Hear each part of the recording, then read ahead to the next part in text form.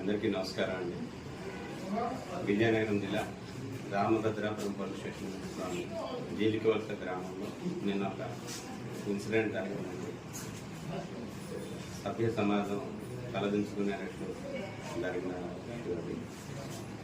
నిన్న morning around 9 o'clock ప్రాంతంలో తల్లి తన తాలూకా 6 నెలల బేబీని స్నానం చేయించి ఉయ్యాల్లో పడుకోబెట్టి ఒక షావుకారు పక్కన కిరాణా సామాన్లు తీసుకొచ్చాడు అని తెలిసి తీసుకోవడానికి అని చెప్పేసి కొనుక్కోవడానికి అని ఇంటి వెనక్కి వెళ్ళేసరికి వెళ్ళేటప్పుడు తనకి బాబాయ్ అవుతున్న బోయిన ఎరకన్న దొర అని చెప్పేసి నేరేల వలస అయింది. ఆయన ఇంట్లోకి వెళ్ళాడు ఈవిడ వెళ్ళేటప్పుడు.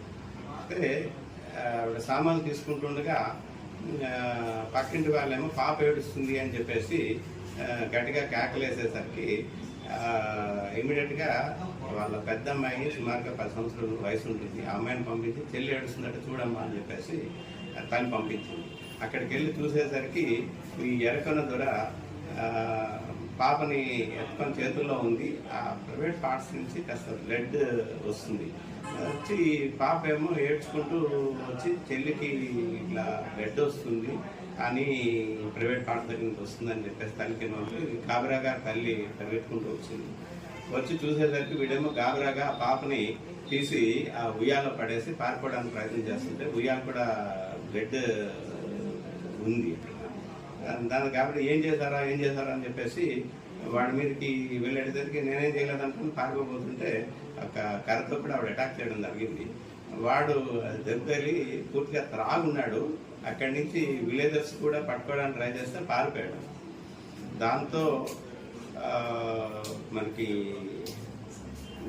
తల్లిదండ్రులు తల్లి తీసుకొని పోలీస్ స్టేషన్కి రాగా మనం ఎఫ్ఐఆర్ రామభద్రాపురం పోలీస్ స్టేషన్లో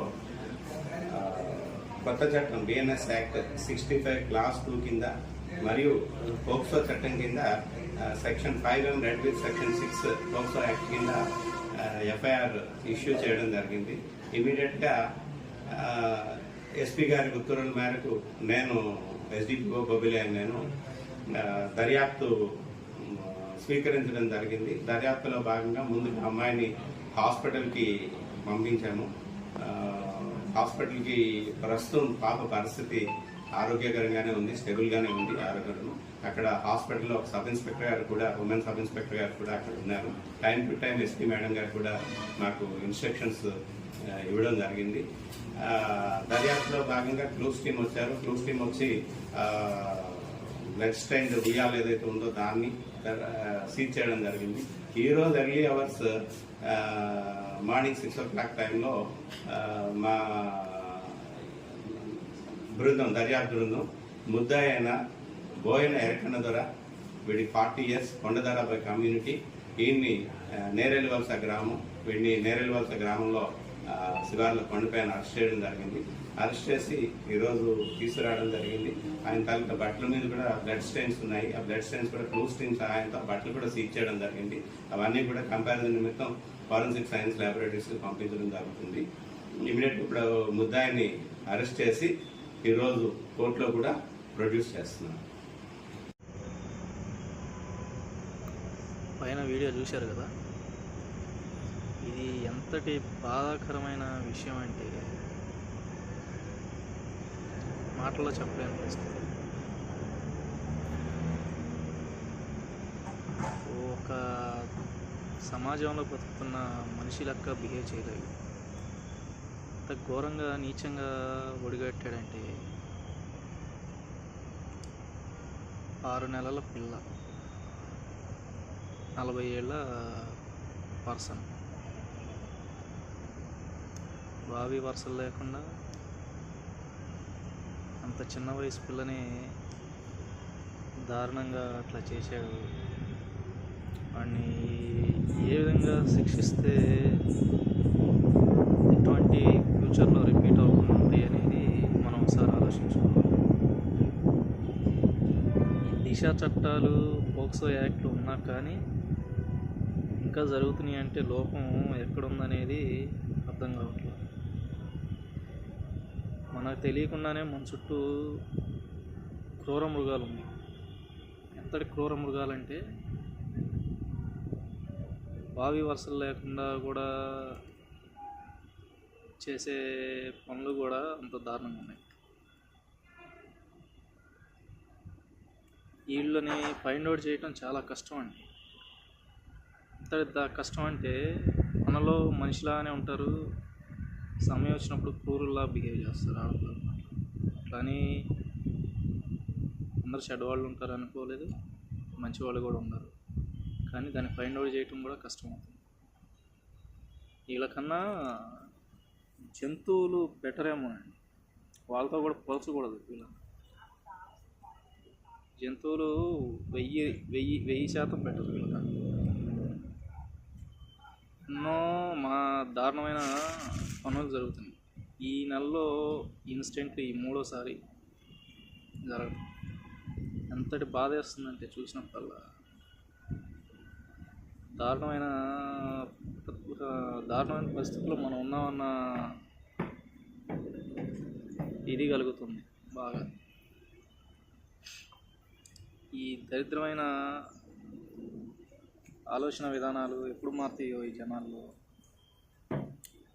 తెలియట్లేదు. గవర్నమెంట్ కూడా మంచి యాక్షన్ తీసుకోవాలి దీని మీద. తీసుకున్న రోజే ఒక చేంజ్ అనేది మనకి కనిపిస్తుంది. ఆ యాక్షన్ ఎట్లా ఉండాలంటే, రెండో వాడికి చేయాలంటే భయపడే విధంగా, ఆలోచన రావాలంటేనే భయపడే విధంగా రావాలి. బెస్ట్ ఎగ్జాంపుల్ సౌదీ తీసుకోవాలి. అట్లా తీసుకొని వస్తే కానీ వీళ్ళకి భయం అనేది కలగదు. నేను చట్టాలున్నా ఇంకా ఎందుకు జరుగుతున్నాయో అర్థం కావట్లేదు. 6 నెలల పిల్ల అండి, అభంశుభం తెలియని పిల్ల. అమ్మాయికి పాపకి ఏం తెలుసు? లోకజ్ఞానం కూడా ఇంకా ఏం తెలియదు. కొడుకుల్ని చంపేస్తేనే కానీ ఇట్లాంటివి జరగకుండా ఉంటాయి. చావు కూడా తక్కువే. ఇక్కడి దరిద్రమైన సమాజంలో మన చుట్టూతోనే ఉండరు.